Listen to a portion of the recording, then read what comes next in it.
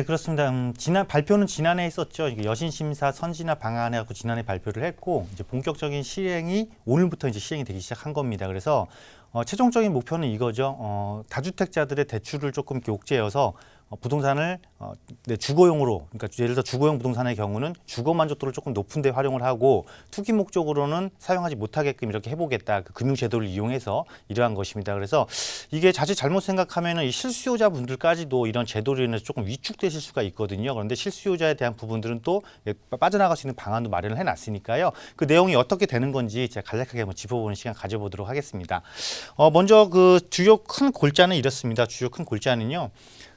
기존에 예를 들어서 차주의 상환 능력을 조금 느슨하게 봤다라면 차주의 상환 능력 심사를 조금 깐깐하게 하겠다, 이러한 부분들이 크게 담겨 있습니다. 그래서 예를 들자면 이렇게 되고요. 두 번째로는 대출 규제를 하기는 하되 실수요자들에 대해서는 조금 문을 열어놔야 되니까 출구를 마련을 해줘야 되기 때문에 금융회사의 자율성을 일정 부분 보장하면서 규제를 하겠다라는 것입니다. 그래서 금융기관의 판단에, 재량적 판단에 의해서 이 사람이 실수요자가 확실하다라면은 또한 미래의 소득이 많이 증가할 것으로 예상되는 그 수요자들한테는 대출의 문을 조금 더 열어주겠다, 이러한 부분도 담겨 있으니까요. 크게 걱정 안 하셔도 될 것 같습니다. 그래서 이 규제는 다주택자들에 대한 규제를 하는 것이지 우리 서민이라든가 우리 서민 실수요자한테는 큰 규제가 아니다라는 것을 유념하시면서 위축되시지 마시고 내 집 마련을 계획하고 있으신 분들은 그대로 꾸준하게 진행을 하시면 되겠다라고 보시면 되겠습니다. 그래서 간략하게 한번 요약을 해보면 금액적인 부분을 가지고 여러분한테 이해가 좀 쉽게 간략하게 요약을 해드린다면 현행 이제 DTI 제도를 갖고 이렇게 내가 이만큼의 대출을 받았다 그러면 신 DTI, 오늘부터 시행되는 이 신 DTI를 적용받게 될 경우에는 대출 금액 자체가 약간 이렇게 많이 줄어들고요. 또 만약에 내가 일시적 2주택일 경우, 일시적 2주택에 해당이 돼서 이제 갈아타기, 그러니까 이쪽 집에서 기존 집에서 새로 구입한 주택으로 갈아탈 경우에도 처분 조건이 이렇게 붙는다라는 것이죠.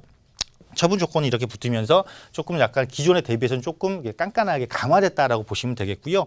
만약에 내가 이 처분을 안 하고 기존 주택을 처분을 안 하고 그대로 유지하면서 새로운 주택에서 또 대출을 받겠다 그러면 대출 비율이 상당히 줄어듭니다. 거의 반 정도의 금액으로 확 줄어드니까 이런 부분들도 꼭 체크를 하셔야 되고요. 대신 앞서 언급해드린 것처럼 실수요자들에 대해서는 퇴로를 열어놨다. 그건 뭐냐면 장래소득을, 그러니까 현재는 장래소득을 반영하고 있지 않았었는데 어제까지죠. 어제까지는 안 했을 때는 이 정도의 금액이 나왔다라면 이제는 장래소득, 그러니까 오늘부터는 장래소득을 반영한다. 즉 이 이야기는 무엇이냐면 30대 이후 40대나 아니면은 청년층 또 이제 신혼부부들, 그러니까 장래소득이 계속 증가될 것으로 예상되는 이런 층에는 소득을 반영해서 산출하기 때문에 대출 금액이 상당, 지금하고 큰 별반 차이가 없죠. 줄어든 차이가 없이 상당히 거의 비슷한 금액으로 유지가 되니까 실수요자들 이런 부분들 꼼꼼히 체크해 보시고요. 크게 간략하게 한번 또 요약해드리면 이렇습니다. 대출을 어떻게 산정하겠냐라는 게는 현재까지는 예를 들어서 이자 플러스 대출 원금 여기다 또 이제 기존 대출 이자, 대출이 있던 거를 기존 대출 이자 이게 있었다라면 여기 이제 새롭게 추가되는 거 오늘부터는 어떤 거냐면 현재 이제 기존 대출 원금까지 이제 기존 대출의 원금까지도 포함이 된 거를 내 전부 다 이제 연소득으로 나누겠다라는 것입니다. 연소득으로 나누겠다라는 것이니까 조금 더 소득 부분을 조금 더 명확하게, 그래서 이 소득을 또 좀 더 명확하게 보겠다. 예를 들어서 기존에는 1년치 소득만 봤거든요. 1년치 소득만 봤는데 이제 여기다 플러스 1년치를 더 보겠다라는 것입니다. 1년치를 더 봐서 이것과 이것의 격차가 예를 들어서 한 20% 정도가 난다. 20% 정도가 날 경우에는 2년치를 평균해서 내 연소득으로 잡겠다라는 것이니까요. 여러분들이 소득 관리도 조금 필요한 것입니다. 이제부터 소득 관리도 좀 필요해서 소득 관리를 내가 얼마만큼 잘 하느냐에 따라서 대출 금액의 줄어드는 폭 또는 오히려 대출 금액이 늘어날 수 있는 부분도 여유도 생겼다라고 보시면 되겠고요. 그리고 여러분들이 은행에서 상담해 보시면은 인정소득이라는 부분들을 여러분들 아마 많이 들어보셨을 거예요.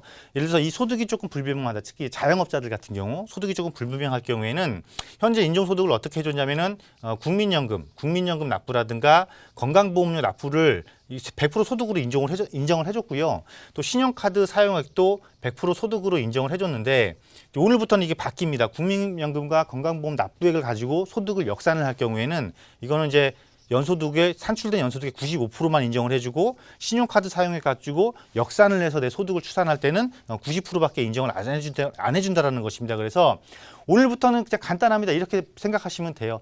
대출이 그 소득 기준이 조금 더 깐깐해졌고 내가 실질적으로 인정받을 수 있는 걸 증명하지 못하고 인정소득을 증명받게 될 경우에는 내 당초 예상보다 소득 금액이 줄어들기 때문에 대출 금액이 줄어든다 이렇게 보시면 되겠고요. 2주택자, 일시적 2주택자 할 경우에 처분 조건이 붙었을 때는 큰 영향이 없지만 처분 조건이 안 붙었을 때는 상당한 제약이 따른다. 즉 30년 기존 대출 만기가 15년으로 줄어들면서 원금이자 계속 같이 상환해야 하기 때문에 부담 금액이 상당히 줄어든다 이렇게 보시면 되겠습니다. 그래서 결론은 이렇습니다.